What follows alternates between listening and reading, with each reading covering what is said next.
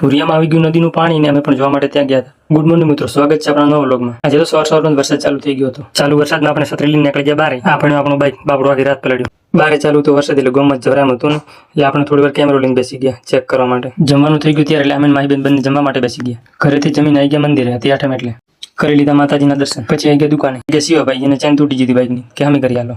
બાઇકનું કામ બીજું પતાવીને આવી ગયા ઢાબા ઉપર. ઢાબામાં તો બેઠા હતા બોધરા જે ઉસમકુસ મોડી વાત કરી મોડા ના લીધી તો પડી ગયું ખાવાનું એટલે થોડોક શાંત થઈ ગયો.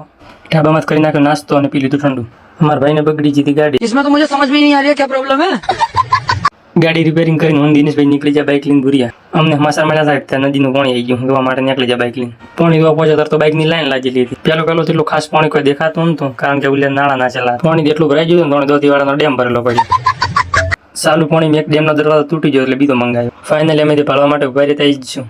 દરવાજો તૂટી ગયો ડેમનો દો પાણી દાયરો. અરે બધા નવરા હતા અમારી કોડ એટલે આવી જાય પાણી ધોવા માટે.